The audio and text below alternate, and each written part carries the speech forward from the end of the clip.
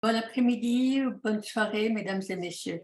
Je m'appelle Suzy Nikiema, je suis directrice de Sustainable Investment, investissement durable, à l'Institut international de développement durable. Et je suis heureuse de vous accueillir à ce webinaire très attendu sur le thème le devoir de vigilance et les investissements étrangers directs dans les pays en développement. Merci de vous joindre à nous aujourd'hui alors que nous approfondissons le sujet crucial de la législation sur le devoir de vigilance des entreprises et ses implications pour le Sud global. Avant de commencer mes remarques préliminaires, permettez-moi de vous informer que le webinaire d'aujourd'hui est public et qu'il sera enregistré. Après le débat, il y aura une séance de questions-réponses. Et maintenant, on parle français. Sur le symbole du globe, puis sur la chaîne française en bas de votre écran. Cet événement marque le point de départ d'un nouveau domaine d'intérêt pour l'ISD, conformément à notre travail de longue date avec les pays en développement sur les cadres juridiques et politiques qui favorisent les investissements responsables. Il est important de noter que les efforts ne doivent pas se concentrer uniquement sur les engagements des États, mais aussi sur ceux du secteur privé. Il est donc positif de voir surgir des initiatives axées sur les responsabilités des entreprises au niveau international, comme la négociation d'un instrument contraignant pour les entreprises multinationales au niveau des Nations Unies, mais aussi et plus rapidement l'émergence de lois au niveau national et régional sur la vigilance des entreprises. Et c'est une pièce importante du puzzle que nous allons aborder aujourd'hui sous un angle spécifique. En effet, ces dernières années, nous avons assisté à une tendance croissante de la législation au développement des législations sur la vigilance des entreprises dans l'ensemble du Nord global, avec des initiatives telles que la directive de l'Union européenne sur le devoir de vigilance en matière de développement durable, la loi française sur le devoir de vigilance, la loi allemande sur la chaîne d'approvisionnement. Ces réglementations exigent des entreprises qu'elles respectent les droits de l'homme, les normes environnementales tout au long de leur chaîne d'approvisionnement. Si les avantages potentiels de la législation sur le devoir de vigilance pour l'environnement et les droits de l'homme sont largement reconnus, son impact sur les investissements directs étrangers dans les pays en développement reste largement inexploré. Aujourd'hui, nous souhaitons combler cette lacune en réunissant des experts internationaux pour faire la lumière sur les principes fondamentaux de ces réglementations, ainsi que sur les défis et les opportunités qu'elles représentent pour les pays en développement. La prolifération des législations sur la vigilance ont le pouvoir de remodeler le paysage des responsabilités des entreprises et d'influer sur la dynamique des investissements internationaux, notamment dans les pays en développement. Toutefois, ces nouvelles réglementations posent également des problèmes dans ces pays qu'il convient de résoudre de manière adéquate pour une mise en œuvre réussie.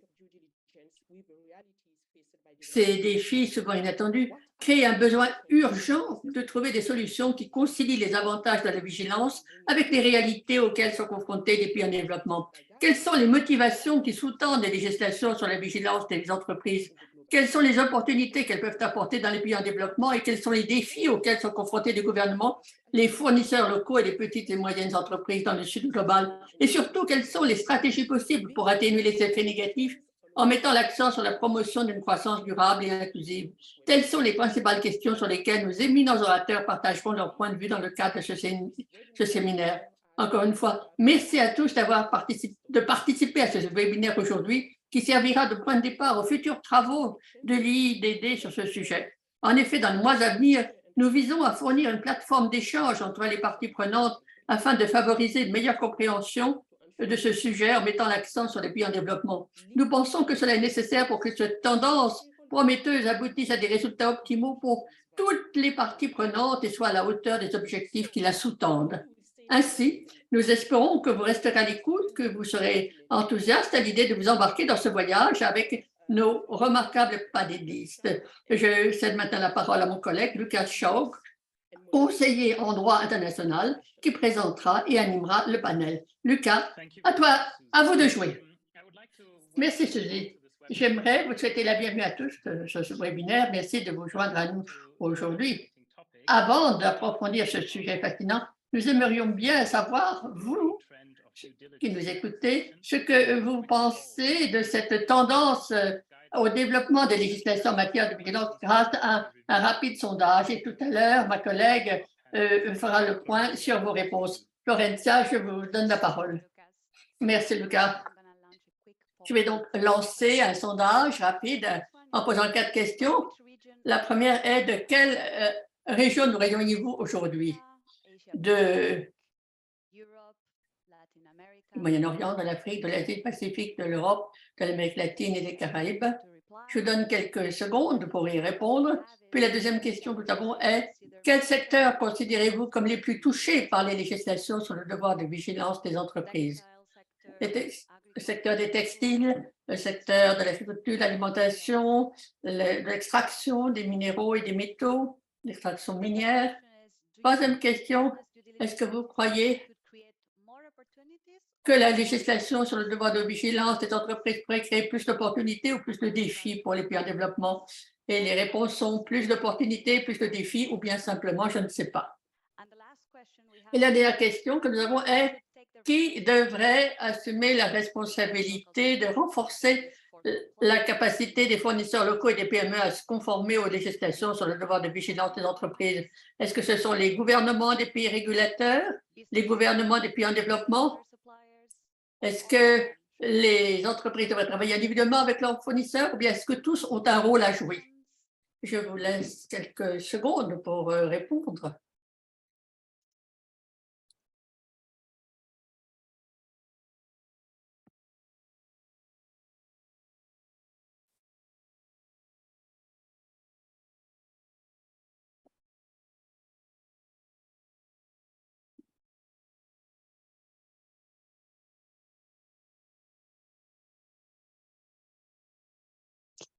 Okay, let's see the results. Thank you for Bien, your voyons les résultats. Merci pour vos réponses. On peut voir sur l'écran, sur les résultats. La plupart des participants viennent de l'Europe, de l'Asie-Pacifique et du Moyen-Orient et de l'Afrique. Merci encore pour votre participation. Quant aux secteurs qui sont considérés comme les plus touchés, sont les textiles suivis de l'agriculture, l'alimentation et suivi. Pardon, d'abord les minéraux et les métaux, ensuite l'agriculture et l'alimentation, ensuite les textiles. Quant à l'impact, vous avez répondu que cela donnerait plus d'opportunités aux pays en développement, d'autres que cela impliquerait davantage de défis. Et donc, les résultats sont assez équilibrés. Certains pensent que ce n'est pas encore très clair. Et enfin, c'est très intéressant, qui devrait assumer la responsabilité? Eh bien, tout le monde, tout simplement. Merci pour vos réponses et on se réjouit déjà de la discussion qui aura lieu tout à l'heure. Merci. Lucas?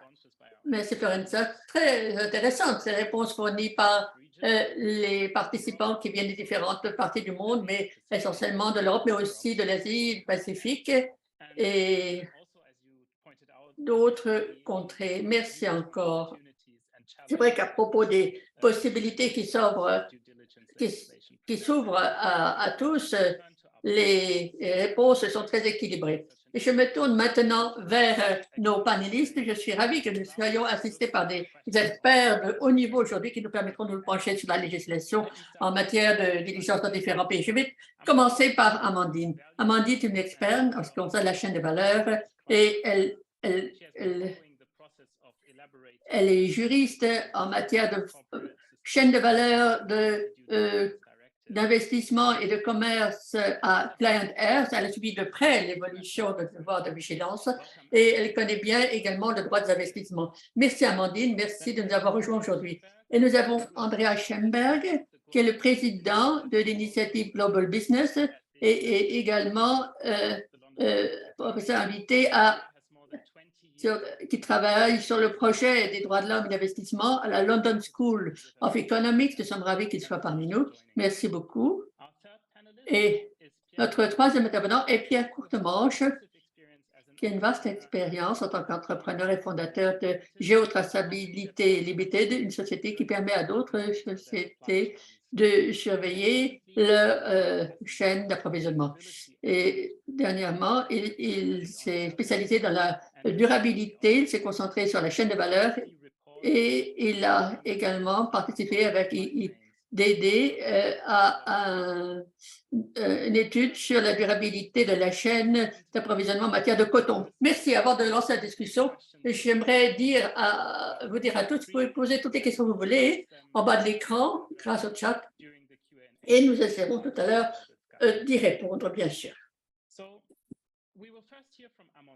Nous allons tout d'abord entendre Amandine qui va nous dire quel est le cadre dans lequel ces nouvelles législations sont en train de se développer en matière de vigilance. Amandine, pouvez-vous nous en dire plus sur ce qui a été proposé? Quelles seraient les sociétés qui seraient concernées par ce type de législation et comment l'on pourrait suivre l'adhésion à ces nouvelles directives? Merci beaucoup pour ces directives. Bonjour, je suis très heureuse de participer à ce webinaire. Merci d'avoir co-organisé ce webinaire. Merci à tous de l'avoir rejoint. J'aurai une présentation assez rapide à partager avec vous et j'entends partager mon écran dans un instant. Voilà, vous devriez voir maintenant cette présentation également. Je vais donc vous présenter la directive dont il est question en ce moment au niveau de l'Union européenne et j'aimerais vous donner également un aperçu général des normes en matière de diligence sur le plan international et comment la question de la vigilance est apparue de plus en plus ces dernières années et comment cela va nourrir également le futur cadre de réglementation de l'Union européenne. Pour commencer, les normes internationales. Tout d'abord, le concept de diligence n'est pas nouveau pour les sociétés. En fait, il trouve son origine dans le droit des entreprises aux États-Unis afin de prévenir les risques pour les sociétés. Il s'agit également de et ceci a débouché donc sur l'élaboration de normes en matière de vigilance. Le concept de devoir de diligence par rapport aux droits humains s'est développé avec la progression des cadres qui ont été élaborés à propos donc des droits de l'homme et de la responsabilité donc des États de respecter les droits de l'homme. Et nous avons également les lignes directrices de l'OCDE qui ont joué un rôle très important en promouvant les normes en matière de diligence, surtout dans le contexte de la conduite des entreprises. Et les lignes directrices de l'OCDE sont également importantes à propos de l'extraction des minerais, de l'agriculture, des finances et du travail des enfants. Tous ces cadres ont pour but d'encourager les sociétés à atténuer les impacts négatifs de leurs opérations et sur la chaîne d'approvisionnement. Ces deux cadres ont été développés également pour le secteur privé, mais il est évident que les organisations internationales elles ont été développées sous les auspices des Nations Unies. Donc, au départ, les principes des Nations Unies étaient axés sur les droits humains, mais maintenant, elles s'appliquent également au climat et à l'environnement. L'idée étant de respecter, bien sûr, le climat et l'environnement. L'OCDE a un chapitre spécial consacré à l'environnement et les nouvelles directives de l'OCDE qui ont été éditées un peu plus tôt ce mois mettent beaucoup l'accent sur les questions climatiques et environnementales. Pour ce qui est de l'efficacité de ces normes internationales, des progrès ont été faits depuis l'introduction donc de ces lignes directrices des Nations Unies et de l'OCDE au fur et à mesure que les sociétés ont adopté des pratiques responsables et intégré les questions des droits de l'homme dans leurs opérations. Mais évidemment, pour deux raisons, on ne peut pas vraiment les appliquer parce qu'elles sont d'abord volontaires, d'ordre volontaire, et souvent les sociétés peuvent choisir donc de ne pas donner la priorité aux droits de l'homme et choisissent donc d'adopter des changements superficiels. Et il y a aussi donc beaucoup de lacunes en matière de mise en œuvre et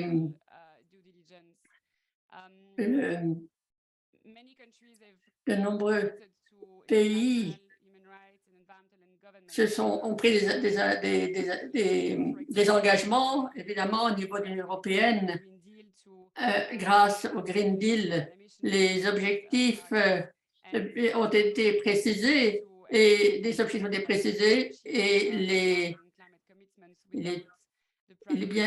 il va de soi qu'on ne pourra pas avancer dans ce domaine sans l'implication du secteur privé, qui joue un rôle essentiel pour mettre en œuvre les engagements au niveau international. Il est évident que l'Union européenne, la France, l'Allemagne ont adopté des législations dans le domaine du devoir de diligence, mais il y a aussi des règles qui concernent non seulement l'Europe, mais aussi le Canada, les États-Unis et le Canada. Et tous ces pays ont également adopté des législations concernant le devoir de diligence. Maintenant, pour ce qui est des directives de l'Union européenne, tout d'abord, j'aimerais dire que toute une dynamique a été mise en place pour créer donc des lois concernant les droits de l'homme et l'environnement. Donc, ce sont les organisations des droits de l'homme qui sont à l'origine, il faut bien le dire, de cette nouvelle législation. Mais comme les règles étaient fragmentées aussi à ce sujet au niveau européen, tout a commencé en 2020 avec le lancement d'une initiative sur la gouvernance des entreprises. Puis, il y a eu de nombreuses propositions qui ont été faites. Tout un processus législatif a été lancé au niveau de toutes ces institutions au fur et à mesure qu'elles ont évolué en faveur d'une telle harmonisation. Et on en est au stade où l'on discute du texte final. On espère que cette version finale devrait être adoptée avant la fin de janvier 2024. Pour ce qui est du contenu, je vais vous donner une petite idée rapidement des sociétés qui sont traitées par ces règles, ce qu'elles sont censées faire et quel est le contenu aussi de leurs obligations. Comme je l'ai dit, comme nous en sommes au dernier stade du processus de négociation, tout ce que je vais vous dire maintenant concerne les orientations prises, mais il y a bien d'autres choses à ajouter, bien sûr, et qui devraient être conduites par les trois institutions. Les entreprises devront mettre donc en place des procédures de diligence raisonnables. Il s'agira pour ces... pardon. Il y a une erreur dans mes slides parce que je les ai traduites à partir du français.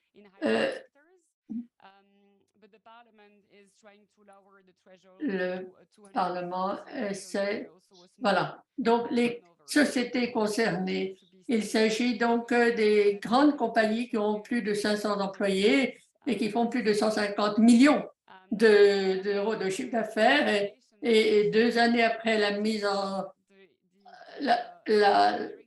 en vigueur, les sociétés ayant moins de 250 employés et au niveau du Parlement, plus de 250 employés, puis un chiffre d'affaires qui dépasse les 40 millions. Il s'agit aussi de voir quels sont les impacts négatifs sur les droits de l'homme. Les entreprises, donc, devront mettre en place des procédures de diligence raisonnable pour s'assurer qu'elles prennent en compte les impacts négatifs de leurs actions, y compris dans leur chaîne de valeur à l'intérieur et à l'extérieur de l'Europe. Elles devront cartographier, identifier, analyser attentivement les conséquences environnementales de leurs activités, évaluer de manière approfondie leurs impacts sur la nature et le climat, mettre en place des mesures aussi pour les réduire, être transparents dans leur accord concernant leur performance en matière de durabilité.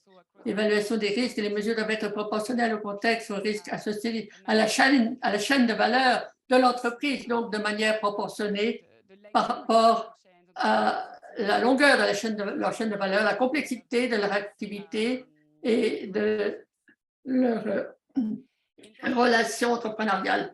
En pratique, qu'est-ce que cela signifie? Comment elle va-t-elle s'y prendre? Eh bien, elle va traiter donc des droits de l'homme et de l'environnement. Et on parle d'impact et donc, il y a un certain nombre de points qui sont mentionnés. Les conventions de l'OIT, la Convention sur la diversité biologique. Le Parlement essaie également de développer plus avant la définition de ce qui constitue un impact en donnant davantage de clarté aux sociétés, aux entreprises, pour qu'elles sachent sur quoi elles doivent se pencher. Donc, le changement climatique, la déforestation, il y a toute une liste de catégories qui reflètent donc l'ampleur de l'impact d'une compagnie sur l'ensemble de la chaîne de valeur. Tout cela donc fait l'objet d'une liste. Et lorsqu'il y a non conformité de l'entreprise, il y a la possibilité de recourir aux autorités administratives qui seront désignées par les États de l'Union européenne. Il y aura aussi la possibilité de formuler des plaintes de la part des tierces parties et les autorités compétentes seront ainsi à même d'agir et de suivre également les plaintes. Et il y aura également un régime de sanctions, les autorités administratives étant à même d'imposer des sanctions pécuniaires, mais aussi des actions judiciaires. Et pour compléter tout ceci, pour être sûr que tout ceci est effectif, en fonction de ce qui existe déjà au niveau national et international, si les compagnies ne satisfont pas leurs obligations en matière de diligence, elles devront également payer des dommages-intérêts. Voilà, en quelques mots, ce que j'avais à vous dire sur le contenu de ces futures directives qui devraient changer l'ordre des choses et qui ont en tout cas le potentiel de comporter, de modifier le comportement des sociétés. Cela aurait certainement des avantages et pour les citoyens et pour les pays en développement. Je crois qu'on va en discuter plus en profondeur tout à l'heure. Donc, je garde cette dernière slide pour qu'on puisse en discuter tout à l'heure. Merci beaucoup. Merci beaucoup pour ce nouveau paysage de la situation. Et maintenant, Andrea, j'aimerais vous donner la possibilité d'intervenir avant d'en venir à ce que ça signifie pour les pays en développement particulier. Allez-y, n'hésitez pas à intervenir à propos de ce que vient de dire Amandine. Pierre, d'abord. Amandine dit que cela va changer l'ordre des choses pour les entreprises. C'est vrai que c'est une sorte de révolution. Nous passons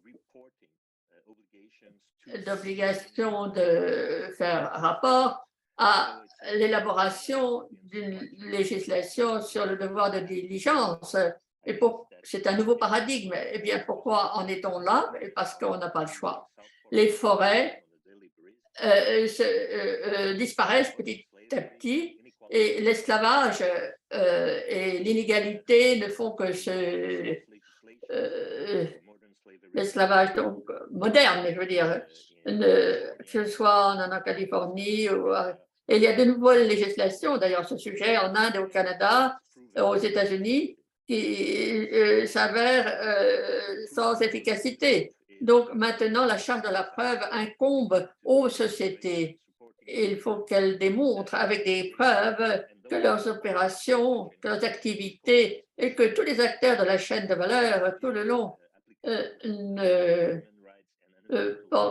ne laissent pas les intérêts de des pays dans lesquels ils sont à l'œuvre, tout en tenant compte, bien sûr, des normes environnementales et autres mentionnées tout à l'heure par Amandine. Il s'agit d'un paradigme tout à fait nouveau et qui aura un vaste impact sur la manière dont les échanges se déroulent actuellement. Je vais m'arrêter là.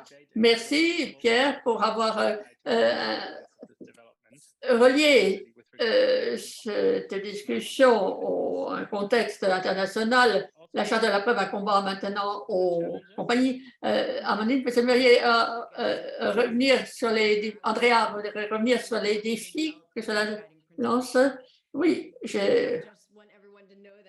tout le monde est au courant des principes élaborés au niveau des Nations Unies. Je crois qu'il y a 2 points à prendre en compte. Oui, Pierre, je pense que cela serait important. Je ne dirais pas. Cela dit, nous ne savons pas comment cela va évoluer. Et le projet de la Commission, le projet parlementaire sont très différents et c'est à 2 niveaux. Il y a 2 choses qu'il faut constater à propos des principes directeurs des Nations Unies. C'est que l'histoire joue un rôle essentiel, non pas parce que ces principes ne font pas la loi, bien sûr, ne peuvent pas remplacer la loi. Mais ce qui est important à propos de ces principes directeurs, c'est qu'ils ont introduit un nouveau paradigme. La diligence concernait d'abord les droits de l'homme et la diligence évaluée avec la législation sur les droits de l'homme. Et petit à petit, on s'est mis à se concentrer sur l'impact pour les êtres humains et petit à petit, on s'est intéressé à l'impact sur l'environnement. On est passé directement à l'environnement. Maintenant, il s'agit des hommes, des femmes et de notre planète. Donc, les risques existent non seulement pour les êtres humains, mais pour la planète. Et ça, c'est le nouveau paradigme. Et l'autre chose qu'ont fait ces principes directeurs des Nations Unies, c'est, premièrement, il y a 3 piliers. L'État a pour tâche de protéger. Pour les négociateurs en matière d'investissement dans les pays en développement, c'est essentiel parce que nous l'avons vu et il y a en fait 68 pays qui se penchent sur des politiques dans le domaine des droits de l'homme, des entreprises. J'étais au Brésil il y a 2 semaines et on regardait de très près leur projet de texte sur la diligence concernant donc les droits de l'homme. Mais quand on voit ce qui se passe au niveau mondial, le premier pilier disait il faut protéger. Et pour cela, il nous faut des règlements, il nous faut des États qui respectent et qui protègent les gens face à des activités économiques néfastes. Et cette idée, on la retrouve dans l'historique de la législation. Cela veut dire qu'il y a maintenant une vaste reconnaissance du fait que les États doivent réglementer, doivent utiliser leur espace, leur marge de manœuvre pour que les gens soient protégés des activités néfastes de certaines entreprises. Et établissez un lien maintenant avec dans le contexte des législations sur le droit des investissements, c'est très intéressant. Nous ne sommes plus dans un espace où le gouvernement dit les réglementations concernent les entreprises seulement. Mais la dernière chose que j'aimerais dire aussi, c'est que les principes directeurs des Nations Unies ont étendu également l'ampleur des responsabilités pour les entreprises. Maintenant, elles sont responsables tout au long de leur chaîne de valeur. Pourquoi est-ce important? Parce qu'on s'éloigne d'un monde avec le DD où il y avait un échelonnement des responsabilités. Nous ne sommes plus dans un monde où les entreprises peuvent faire ce qu'elles veulent en utilisant, par exemple, le travail des enfants dans leur chaîne d'approvisionnement. Mais si vous voyez le projet, donc, les projets de loi, ils vont tout à fait dans le sens de ce que disent les principes directeurs. Donc, tout dépend de l'aboutissement des négociations dans ce domaine. Merci beaucoup. Merci beaucoup, Andrea. Merci, Andrea, pour nous avoir donné ce contexte. Nous pouvons maintenant voir que ça nous renvoie aux principes directeurs des Nations Unies et le devoir des États. Il est important de souligner l'importance de ce devoir de réglementer. Nous sommes déjà en plein dans la discussion. Maintenant, je voudrais mettre l'accent sur un aspect du devoir de vigilance des entreprises qui n'est pas encore apparu. Il est vrai que les décideurs, les organisations de la société civile, les représentants de la société civile se sont vraiment intéressés dans l'élaboration de lois concernant le devoir de vigilance, notamment à l'Union européenne. Comme Amandine l'a dit, le Parlement européen a examiné une loi récemment et a adopté une position. Normalement, la législation en matière de devoir de vigilance est bien venue et ça va constituer en fait une victoire de la part de la société civile dans beaucoup de pays. Mais la réponse à ce processus dans les pays en développement et dans les petites et moyennes entreprises est quelque peu mitigée. Dans quelle mesure ma préoccupation que ces pays n'auront pas l'accès au marché est justifiée? Dans quelle mesure cela est-il justifié? Je voudrais mentionner une étude. Il y a eu une étude commissionnée par le gouvernement finlandais qui a essayé d'examiner l'impact de ce projet de législation de l'Union européenne et il y a eu des études de cas, l'Éthiopie, le coton, le cacao et un autre pays que j'ai oublié. Mais je crois que la leçon la plus intéressante à tirer de cette recherche, c'est que les impacts vont vraiment dépendre des secteurs, des filières, de la géographie et du marché spécifique et du marché régional. Ce serait donc une mosaïque d'impacts. Ça dépendra donc. C'est la raison pour laquelle nous allons parler plus tard des opportunités, la marche à suivre, et c'est la raison pour laquelle les interactions, la collaboration très étroite avec les législateurs européens et aussi la flexibilité pour changer les choses, et tout cela est absolument fondamental. Et ça ne peut pas être une seule voie pour les impacts. Ça serait une mosaïque d'impacts sur différentes filières et différentes régions géographiques. Je m'arrête là. Merci, Andrea.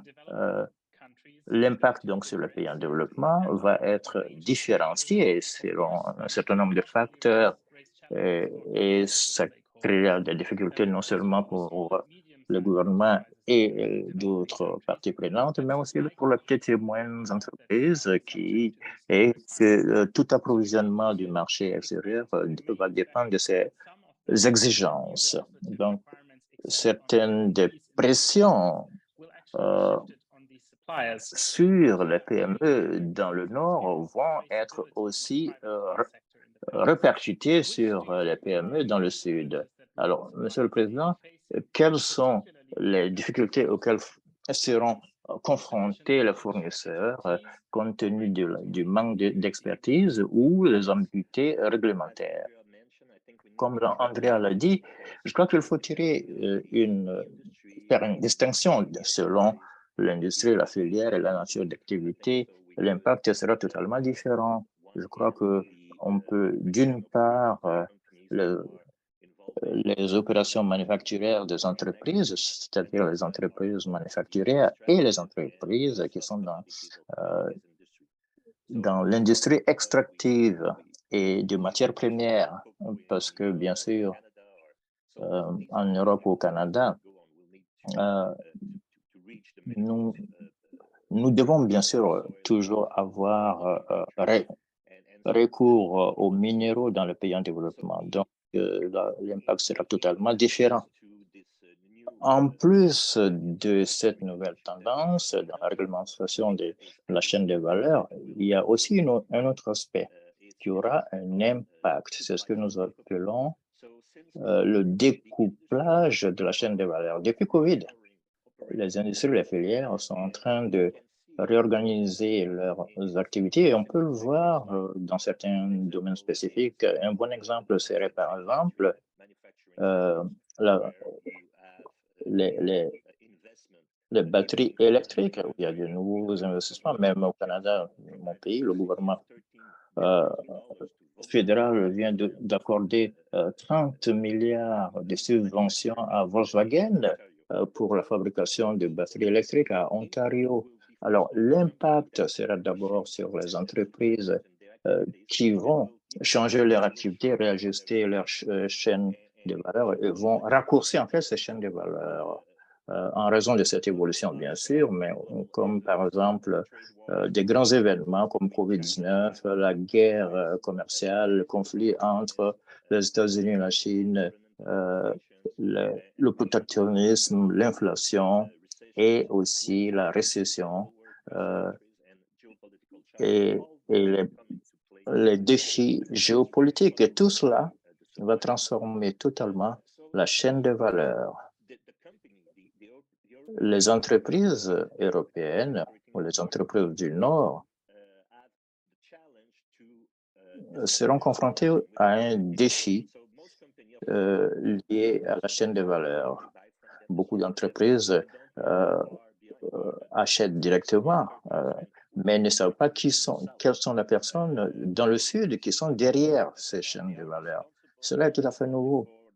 Ils sont maintenant responsables non seulement pour leurs propres opérations, mais aussi tout impact qui est lié tout au long de la chaîne de valeur, depuis l'extraction des matières premières et le processus manufacturier qui souvent se fait en général dans le Sud.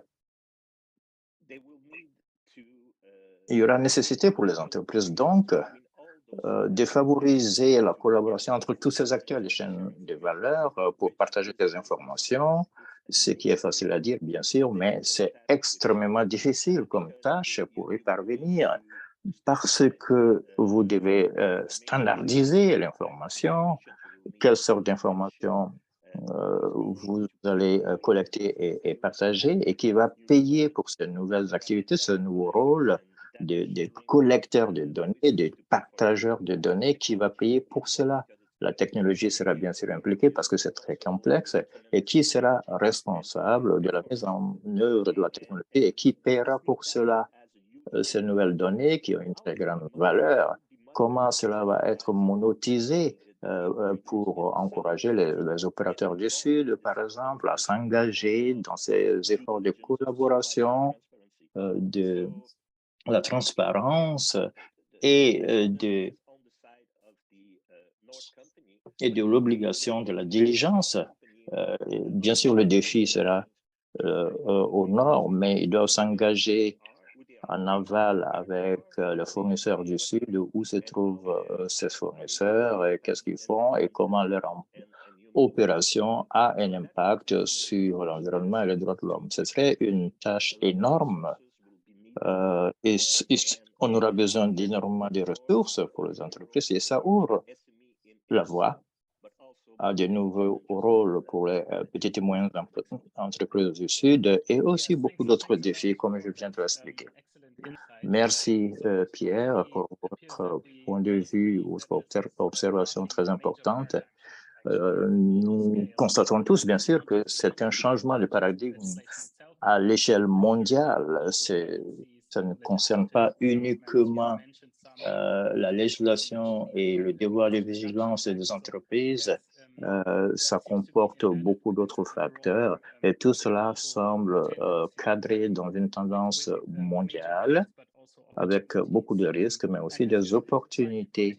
Et vous l'avez dit à juste titre, l'un des défis majeurs pour les PME et pour les entreprises, pour mettre en œuvre ce genre de législation, ce serait l'opacité actuelle des chaînes de valeur. Il faudra des changements majeurs en ce qui concerne l'exploration et rendre transparente, en fait, ces chaînes de valeur mondiales. Amandine, je voudrais aussi vous donner l'occasion de commenter sur ce que Andrea et Pierre viennent de dire. Pensez-vous que ces défis dont on discute, est-ce que ça fait partie des délibérations au niveau de l'Union européenne, notamment l'impact sur les pays en développement et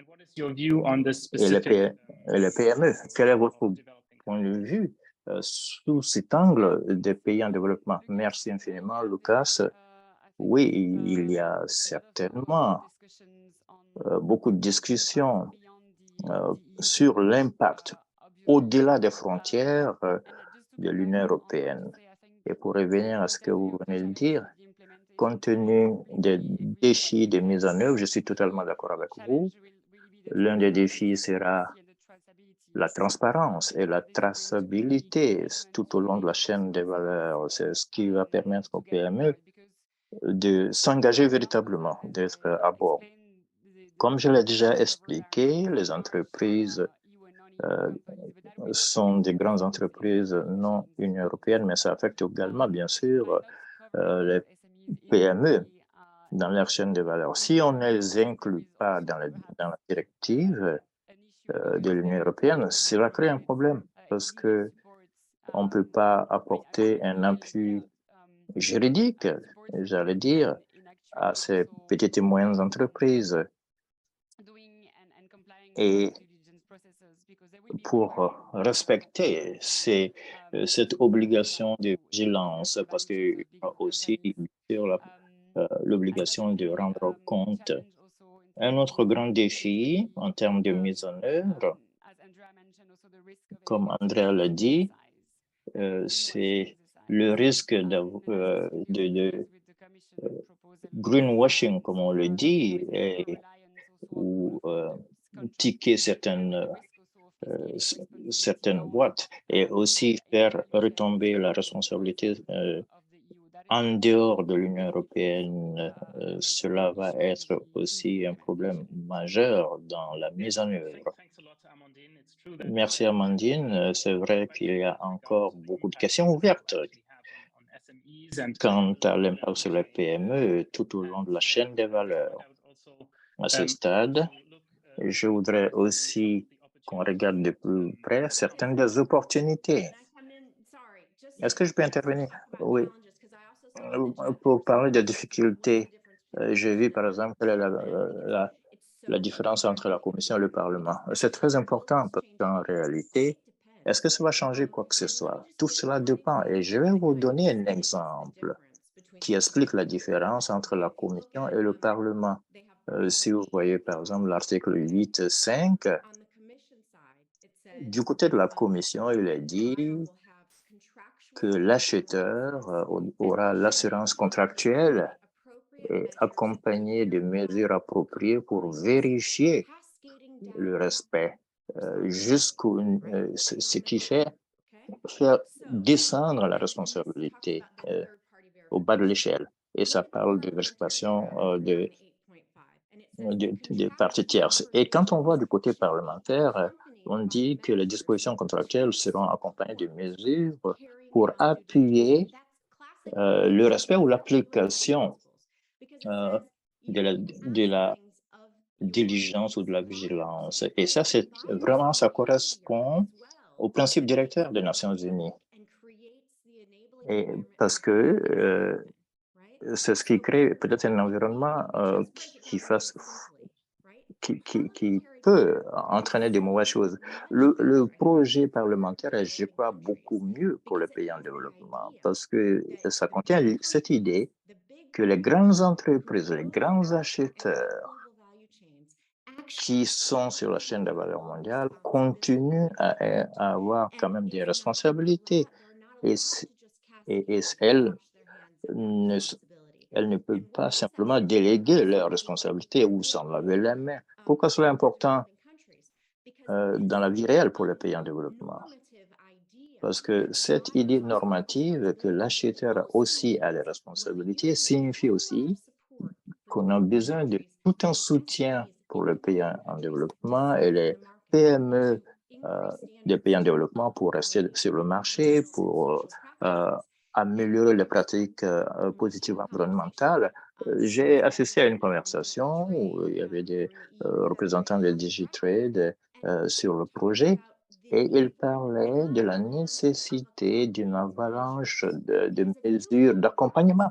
Parce que si vous reconnaissez que l'acheteur, bien sûr, est responsable et cette responsabilité ne peut pas être passée à quelqu'un d'autre simplement.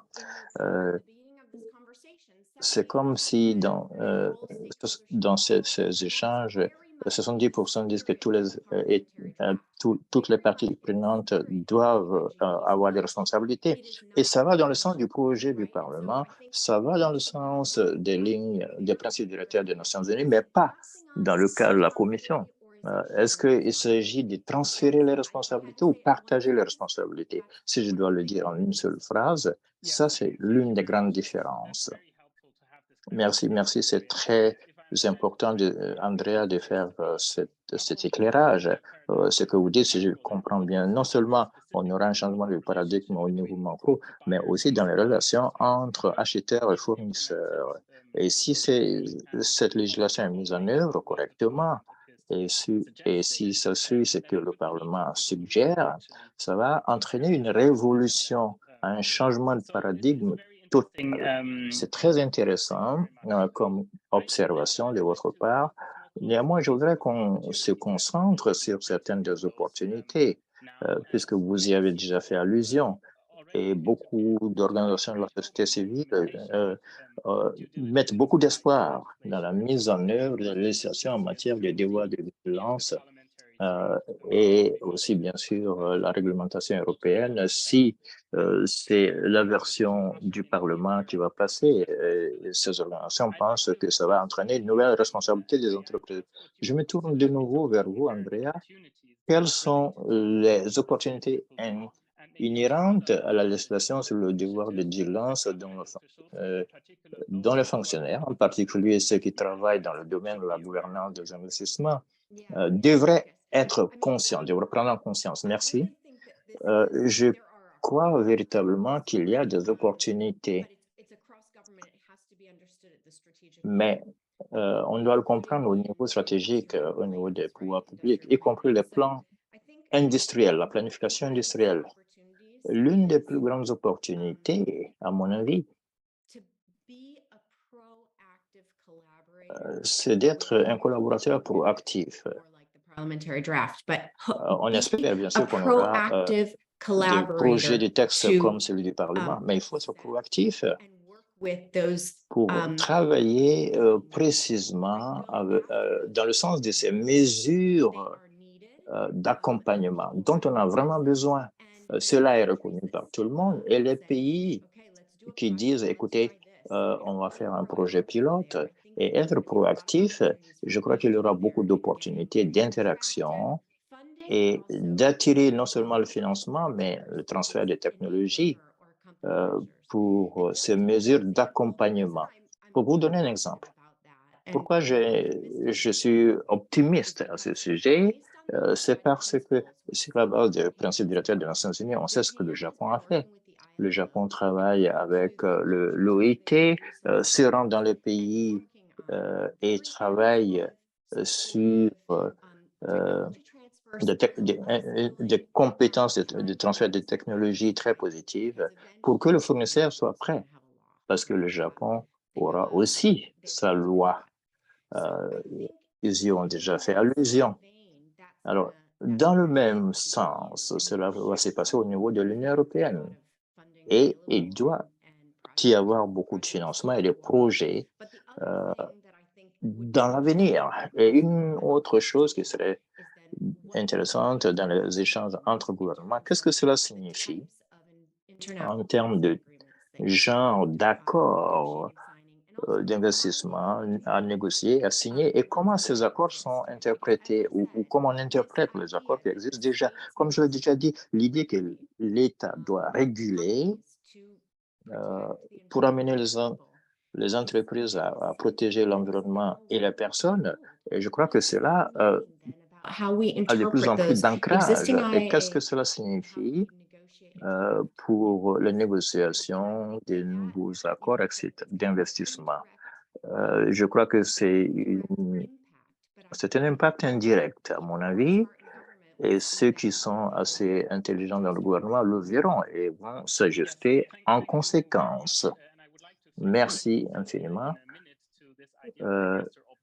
Cette idée de l'obligation des investisseurs qui est un débat de longue date dans la gouvernance de l'investissement, nous allons y revenir. Mais avant cela, je me retourne de nouveau vers Pierre et pose la question, quels sont les avantages pour le secteur privé? Andrea, vous venez de mentionner, bien sûr, la communication, de nouveaux canaux de communication et s'appuyer aussi sur les mesures d'accompagnement. Il en va de même pour le secteur privé. Et quelles seraient les opportunités sur lesquelles le secteur privé pourrait s'appuyer? En mettant l'accent sur les pays en développement, leur contexte. Oui,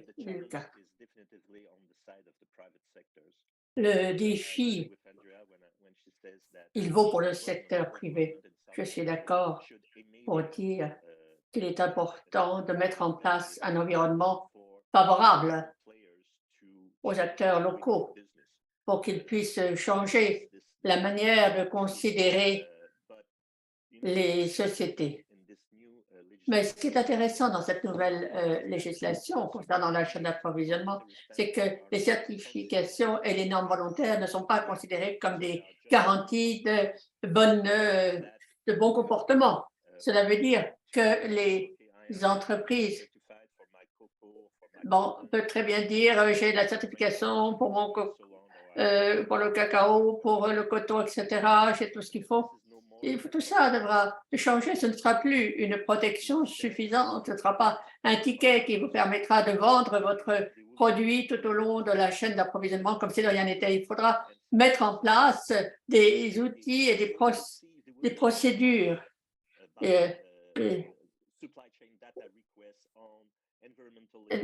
Ils seront bombardés de demandes concernant l'impact sur la chaîne d'approvisionnement, l'impact sur les êtres humains, les questions donc de comportement. Et toutes ces requêtes cibleront la même information, mais qui seront posées, soulevées de manière différente. Ça veut dire très complexe, en particulier pour les opérateurs à mi-chemin, pour fournir toutes ces informations de manière systématique et homogène.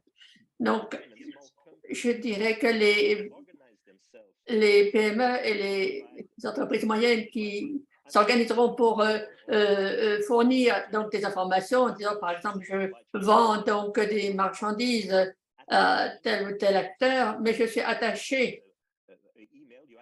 Un email, vous y attachez un fichier qui montrera votre transparence, votre impact humain, environnemental, votre structure comportementale et le fait que vous êtes, que vous respectez donc les normes internationales. Donc ainsi, les entreprises seront prêtes à être transparentes et ces entreprises-là seront donc les entreprises préférées dans la chaîne d'approvisionnement. La plupart de ces nouvelles réglementations concernent la chaîne d'approvisionnement. Si vous prenez la législation européenne, elle est un peu différente parce que les pays sont ciblés et une région dans le pays peut être ciblée également et peut être considérée comme à risque élevé, faible ou bas, faible, modéré ou élevé. Cela veut dire que c'est un appel au pays à se montrer proactif en montrant qu'il n'existe pas ce genre de risque élevé dans leur pays parce que cela a un impact pour eux, pour exporter certains produits. Donc, il est évident que c'est au secteur privé de relever le défi, essentiellement, qui va devoir reconsidérer la manière de faire des affaires et de considérer également la chaîne d'approvisionnement. Et cela va certainement être difficile et cela va coûter cher, certainement aussi. Donc, ce nouveau type de législation va susciter des stimulants très intéressants pour le secteur privé qui va devoir développer de nouvelles connaissances et de nouvelles capacités en partageant des données tout au long de la chaîne d'approvisionnement et en permettant également aux PME participer au marché. Ce sera un élément décisif. Si nous en revenons au rôle des gouvernements, je l'ai déjà mentionné tout à l'heure, Andrea, cette idée des obligations pour les investisseurs. Je sais que vous suivez tout le débat sur les accords d'investissement à l'international. Ces prescriptions sont semblables à ce que l'on examinait dans le cadre des investissements étrangers, les obligations concernant les investisseurs, étant donné que le régime de traité actuellement dans ce domaine ne tient pas compte de ce genre de considérations. Alors, est-ce que ce ne serait pas l'occasion, maintenant que les pays du Nord global sont prêts à mettre en œuvre ces prescriptions, pourquoi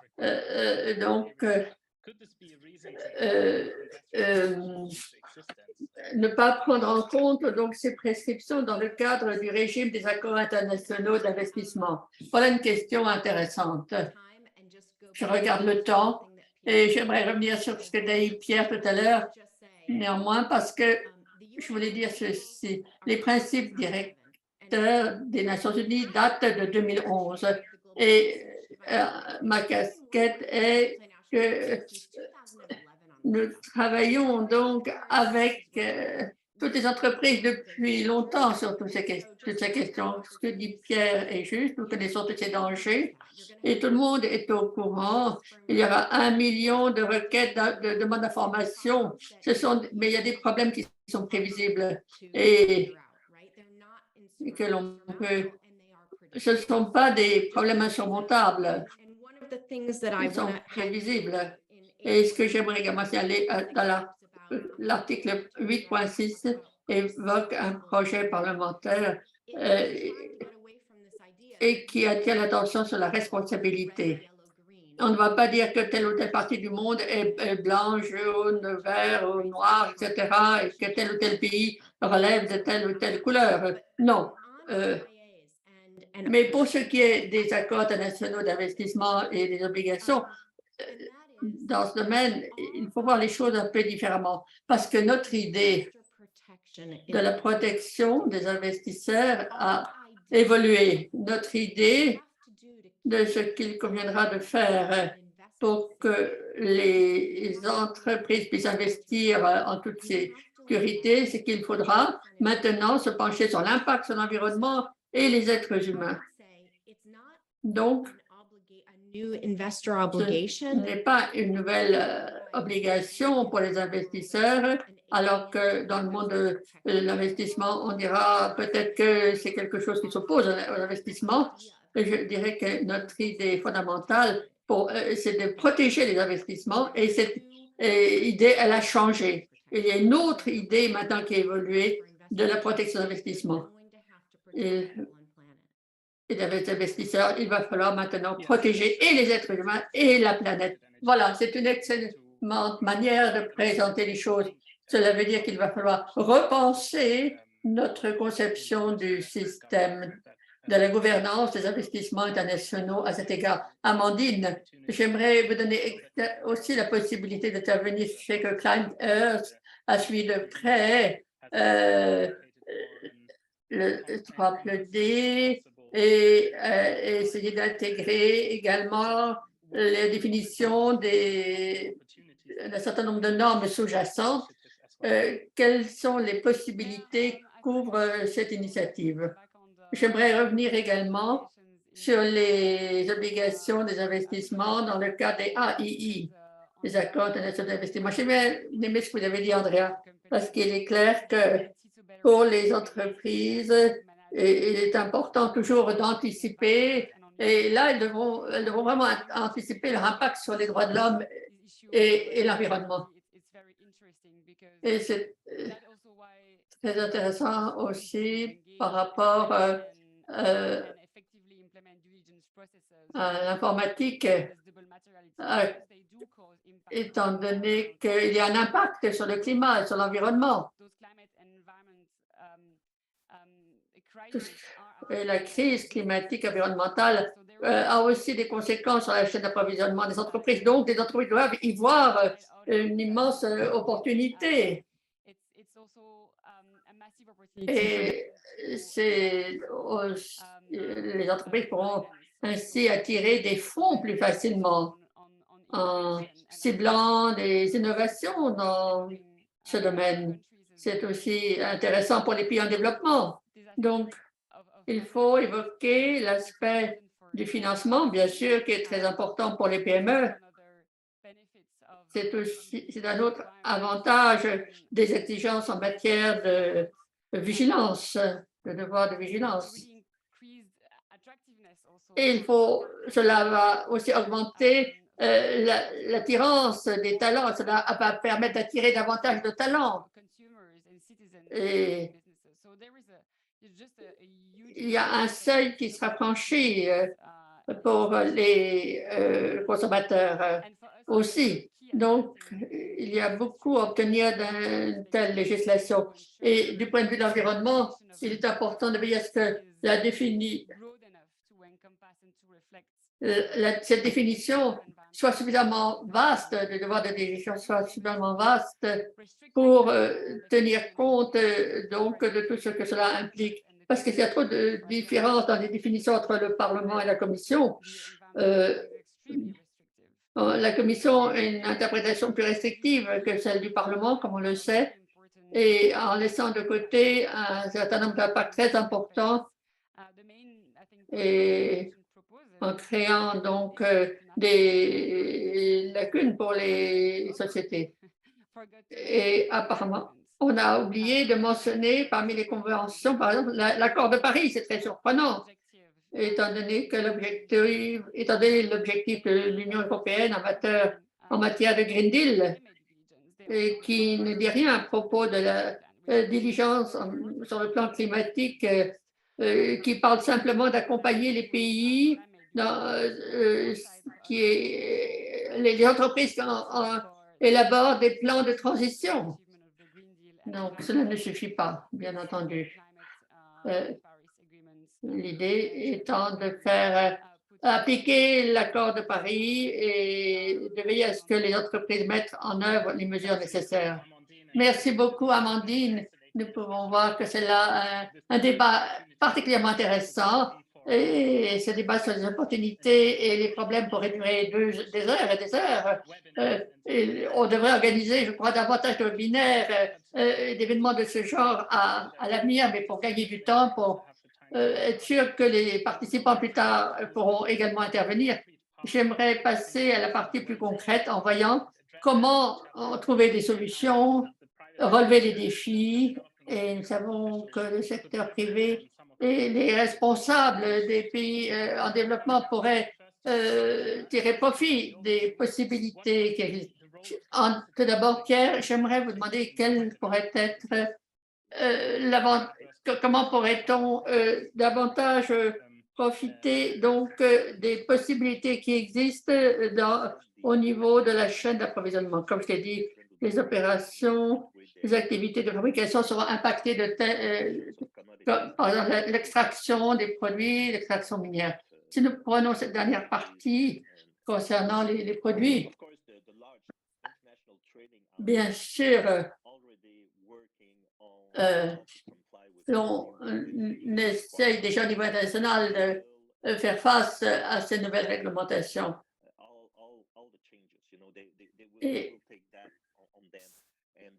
Et je suis sûr que les opérateurs dans la chaîne d'approvisionnement, je travaille avec eux et je sais qu'ils vont continuer, bien sûr, à vouloir faire des affaires.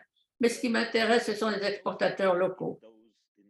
Ce sont ceux qui ne sont pas contrôlés au niveau de la chaîne d'approvisionnement par les grandes entreprises. Je crains qu'ils ne soient totalement exclus, ne pourront pas faire face aux nouvelles exigences et ça leur coûtera trop cher. Ce sont eux qui ont besoin d'un soutien, d'une aide.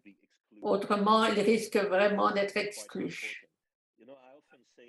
Je dis souvent que les chaînes d'approvisionnement, ce sont comme des ballons. Si vous les serrez trop fort, si vous serrez trop fort, ils éclatent et l'un des bouts, c'est le consommateur qui va être impacté par l'augmentation des prix, la baisse de qualité des produits achetés. Et l'autre côté, eh bien, ce sont les petits producteurs, les travailleurs dans les boutiques, etc. Donc, il est évident que je suis du côté des plus faibles et j'ai rédigé j'ai rédigé donc un texte dernièrement sur les travailleurs du cuivre au Brésil qui reçoivent $20 par jour pour un travail extrêmement dangereux et ils vendent une tonne de cuivre $700 qui va directement en Chine, alors que la valeur, en fait, en est de $7 000. Vous voyez, si vous pressez sur très fort sur la chaîne d'approvisionnement, ce que nous faisons maintenant, l'impact est négatif pour les travailleurs. Ne parlons pas des consommateurs. Ne parlons pas des consommateurs. Non, regardons plutôt ce qui se passe dans le sud, du niveau des producteurs. Nous avons vraiment besoin de les soutenir. Je suis très préoccupée par l'impact négatif que cela pourrait avoir pour eux. Au lieu d'être inclus, ils pourraient être fort bien exclus pour la majorité d'entre eux. Merci beaucoup. Amandine, pour des raisons de temps, j'aimerais que vous nous présentiez également votre perspective et celle de Climate Earth à propos de la question de ce qu'on pourrait faire pour veiller à ce que les pays en développement puissent faire face aux besoins liés à la chaîne d'approvisionnement, au devoir de diligence. Oui, ce sera très important. Je l'ai déjà dit tout à l'heure, en termes de mesures d'accompagnement, en termes de financement, et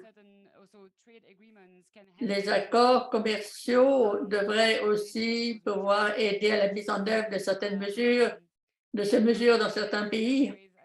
Il y a de nombreux moyens qui n'ont pas été véritablement examinés et explorés plus avant. Et on pourrait en reparler ultérieurement parce que je voulais vous dire que Climate Earth, on essaie de veiller à ce que les directives aillent dans la bonne direction. Mais c'est vrai que ce sera une discussion, un débat très intéressant, comment soutenir vraiment les pays en développement, les PME dans ces mêmes pays pour mettre en œuvre les procédures de diligence en fournissant les données nécessaires. Tout cela, bien sûr, est lié à un financement et des mesures d'accompagnement. Merci beaucoup, Amandine. Avant de passer à la session de questions-réponses, j'aimerais vous poser la question, Andrea. Et vous l'avez déjà dit. Comment est-ce que l'on pourrait limiter ces conséquences et quels accords pourrait-on passer avec les sociétés?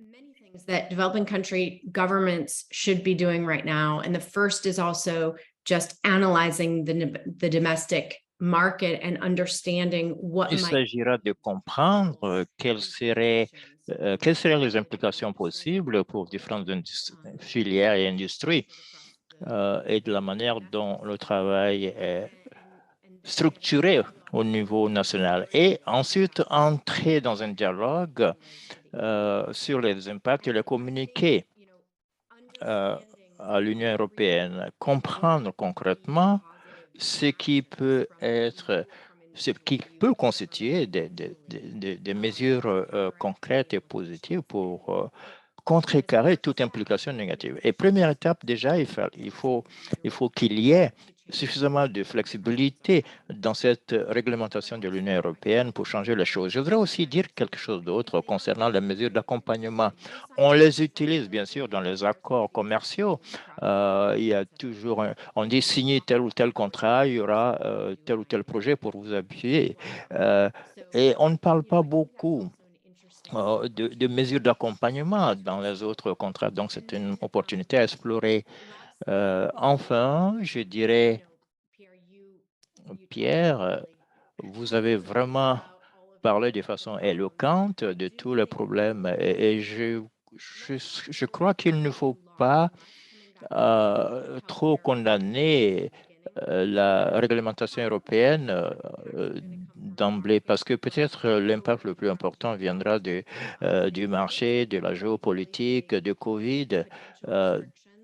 Il y aurait ce serait là des restrictions potentielles. Je voudrais dire également que nous sommes notre organisation est une petite organisation, mais nous travaillons avec nos membres pour les aider à cadrer toute législation pour éviter ces genres de jaune-vert dans le pays et éviter certains comportements irresponsables et faire comprendre que c'est leur rôle et le rôle de leur gouvernement pour passer à grande échelle les mesures de protection de l'environnement. Voilà quelques idées que je voudrais vous dire, Lucas. Merci, Andrea.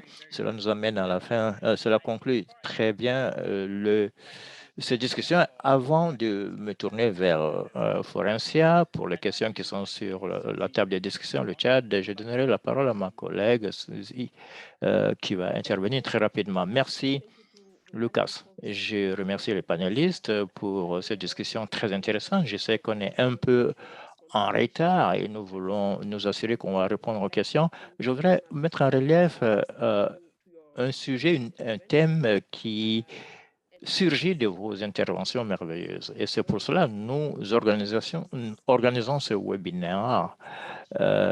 Et c'est intéressant d'attirer l'attention des décideurs qui sont chargés de la régulation et de la promotion de l'investissement direct étranger dans le Grand Sud. Nous, malheureusement, nous pensons que cela ne se passe pas, en tout cas pas au niveau qu'on l'aurait espérer. Il y a certainement des défis auxquels il faut s'affronter, mais il y a aussi des opportunités, y compris pour ceux qui sont en train de négocier déjà des instruments d'investissement à différents niveaux entre pays en développement et pays développés, ou même lorsqu'il s'agit de négocier avec des grandes entreprises. Je crois qu'il y a nécessité ici de comprendre ce qui se passe et d'être capable de faire une évaluation et prendre des décisions éclairées et s'appuyer, tirer parti des opportunités. Simplement pour vous dire que ces échanges sont très importants et nous espérons que ce message, cette compréhension, bien sûr, nous sommes engagés à les communiquer, les transmettre à l'attention des parties prenantes du Grand Sud. Merci, Suzy. Je voudrais maintenant ouvrir la parole pour la question. Je remercie ma collègue Florencia pour nous dire quelles sont les questions qui sont posées sur le chat. Merci. En effet, nous avons beaucoup de questions. Merci infiniment de les avoir posées. Je crois qu'on a répondu déjà à certaines de ces questions, par exemple le projet de la Commission et du Parlement, la certification, etc. Mais je crois que nous pouvons catégoriser les questions en trois. D'abord, il y a l'impact. Pensez-vous que les compagnies naissantes, les entreprises naissantes pourront supporter cette charge en termes de, et puis en termes de mise en œuvre, est-ce que le système de déclaration de l'impact environnemental et l'analyse des devoirs de vigilance va aider, qui va payer le coût supplémentaire? Parce que les producteurs voudront répercuter sur les consommateurs et les commerçants vont répercuter sur les producteurs. Qui va mettre à disposition les fonds dont on aura besoin, les mesures d'accompagnement, dans le cadre des mesures d'accompagnement? Est-ce que ces mesures peuvent être efficaces puisque ce n'est pas multilatéral? Quel sera le forum pour s'entendre sur des outils obligatoires de ce genre et quelle politique et cadre de politique peut aider dans l'IDE, dans le pays en développement, comment renforcer la responsabilité de l'application du devoir de négligence des entreprises et aussi ces initiatives constituent-elles une forme de néocolonialisme utilisant les restrictions du marché comme moyen de légitimer l'exercice de compétences extraordinaires en matière de prescription et d'exécution? Merci, Florencia. On a d'excellentes questions. Nous allons tenter, bien sûr, mais je ne sais pas si on va pouvoir répondre à toutes ces questions dans le temps qui nous reste. Je crois aussi d'autres questions ont été posées sur le secteur privé et je voudrais les adresser à Pierre. Et l'une de ces questions, pensez-vous que les entreprises dans les PMA pourraient supporter le fardeau de ces nouvelles exigences et qui va payer pour le coût supplémentaire? Les producteurs vont vont se dire que ça doit être les consommateurs et les producteurs vont penser que voilà. Merci. Je crois que j'ai déjà répondu en faisant l'analogie du ballon. Plus on appuie et plus ça s'envole. Alors, les travailleurs, les petits entrepreneurs seront impactés négativement. C'est triste, mais c'est de cette manière que ça fonctionne. Je ne pense pas qu'on pourrait mettre en place des mesures pour contrôler cela. Je vais vous donner un exemple. Disons par exemple que vous changez votre marque et je change mon mode de paiement de 60 à 90 jours. Cette mesure aura un impact sur le Bangladesh, le Pakistan, l'Inde, qui sont vraiment à la première phase de la production de vêtements. Alors, je ne sais pas comment cela se traduit en prix et transfert de coûts entre différents acteurs de la chaîne de valeur, mais tout ça dépendra des filières. Je vais m'arrêter là et je crois que l'industrie que ce soit le vêtement, l'électronique, nourriture et boisson, doivent collaborer pour s'entendre sur le même langage des données qui seront appliquées à la chaîne de valeur pour les fournisseurs en amont qui auront à fournir ces informations. Donc, la standardisation va être importante. S'agissant maintenant des outils, c'est beaucoup plus difficile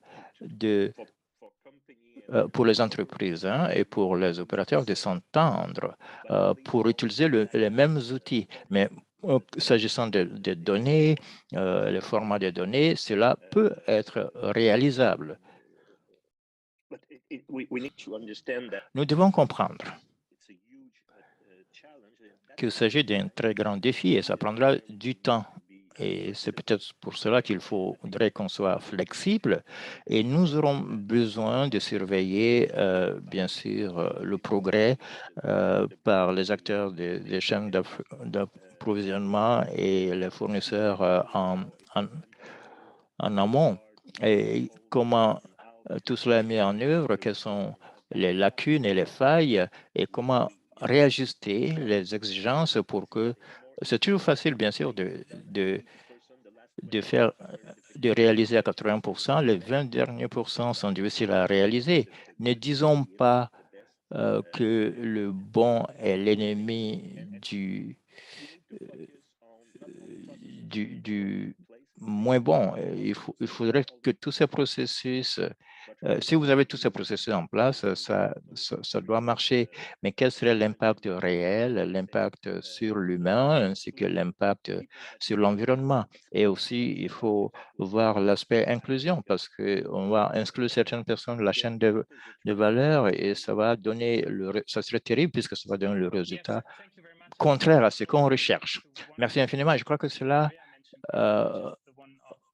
nous ramène à un des points soulevés par Andrea, c'est-à-dire les mesures d'accompagnement. Et je vois aussi qu'il y a une question qui est liée à cela par un participant anonyme qui demande qui va assurer le financement pour la mise en œuvre. Je crois que Andrea et Amandine, toutes les deux, vous pourriez répondre à cette question. Andrea d'abord, peut-être? Oui, un certain nombre de choses sur ce que Pierre disait. Cette dynamique et la pression sur le ballon, on comprend bien sûr, l'analogie.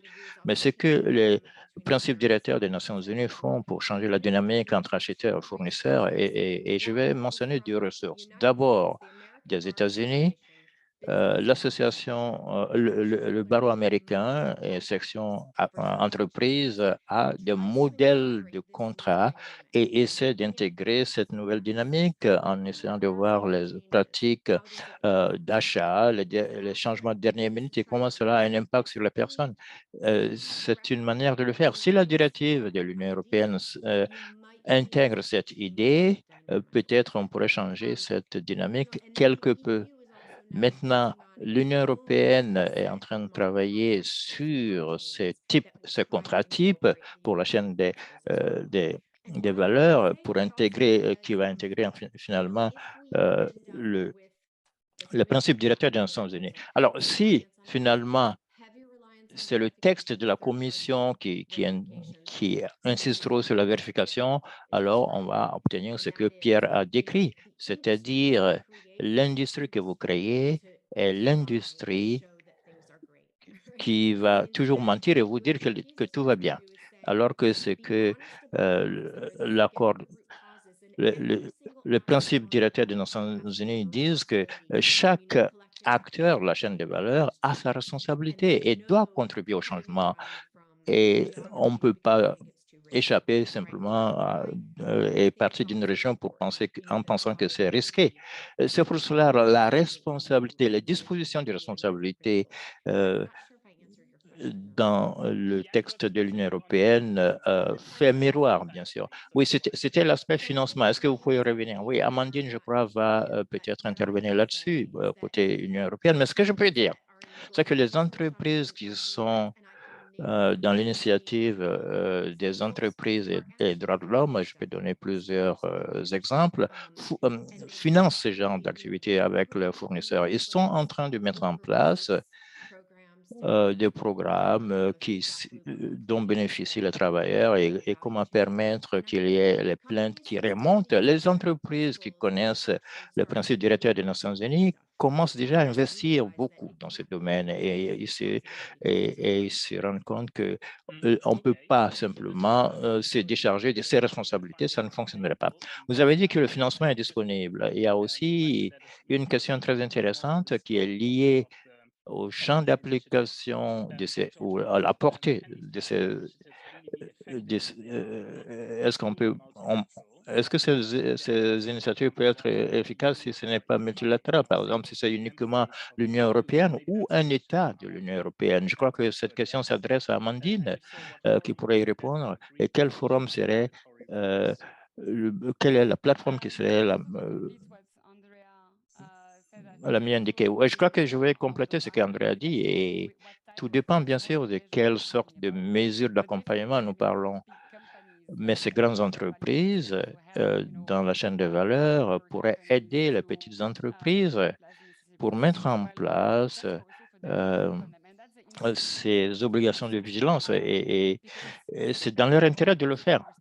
Parce que compte tenu de toutes ces responsabilités qui descendent jusqu'au au bas de l'échelle, il y a aussi la responsabilité des entreprises qui sont engagées. Donc, ces grandes entreprises ont intérêt à mettre en place des fonds pour aider les petites entreprises et peut-être des mesures spécifiques et les fonds de l'Union européenne pourraient aider les pays en développement à mettre en place certains projets. On parle de projets pilotes, etc. Tout dépend. Et pour revenir à votre deuxième question, Luca,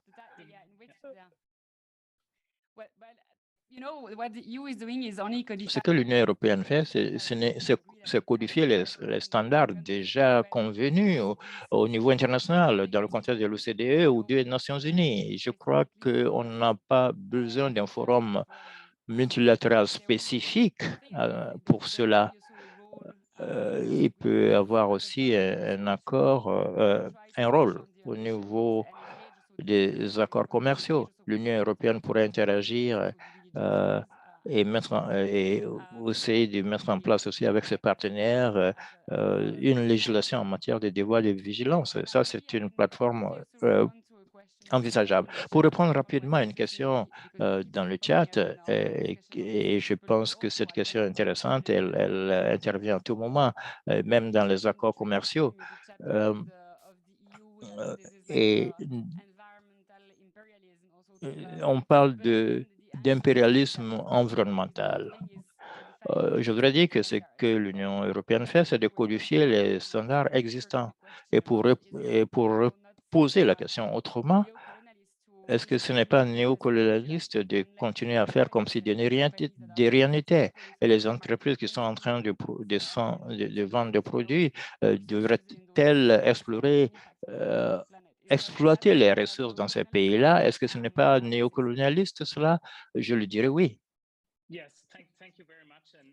Merci. Peut-être Andrea pour intervenir sur cette question. Je crois que cette question vous intéressait également. Je vous donne la parole. Oui, Amandine l'a dit très justement. Je crois que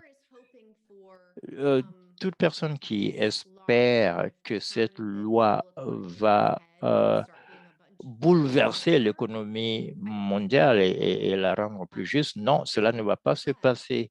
Mais c'est une expression des normes internationales. Et lorsque vous étiez, par exemple, aux droits de l'homme, si vous étiez là-bas, beaucoup de pays en développement participent aux travaux du Conseil des droits de l'homme. Et je pense que si il y a bien sûr une très grande différence entre le projet de la Commission et du Parlement, mais on peut faire valoir cet argument. Et je voudrais revenir sur une chose concernant la chaîne des valeurs. L'une des dynamiques que cette loi pourrait enclencher, c'est lorsque les entreprises fournissent de nouveaux fournisseurs, eh bien, elles vont essayer de voir leur intérêt à améliorer les normes et accepter de nouvelles idées, les appliquer à grande échelle. Et ça, c'est un aspect, une des dynamiques positives qui est en train d'émerger, en tout cas au niveau du texte parlementaire de l'Union européenne. Merci infiniment pour ce point. Et sur ce, je voudrais terminer et je remercie nos panélistes, Pierre, Amandine et Andrea pour cette discussion très intéressante aujourd'hui. Je voudrais aussi remercier nos interprètes, Evelyne et Habib, qui nous ont permis de le suivi des séminaires en anglais et en français. Je remercie infiniment aussi toute l'équipe de IIDD, Suzy, et comme cela l'a déjà indiqué, ça va être un point focal pour IIDD. Et nous allons continuer à aborder toutes ces questions-là dans le contexte des pays en développement. Nous vous invitons aussi à prendre une minute pour remplir notre formulaire d'évaluation qui est sur le chat. Cela va nous permettre d'améliorer notre expérience de webinaire et ça ne vous prendra qu'une minute. Enfin, Je remercie l'audience qui est connectée aujourd'hui et nous vous souhaitons un excellent après-midi. Au revoir et à bientôt.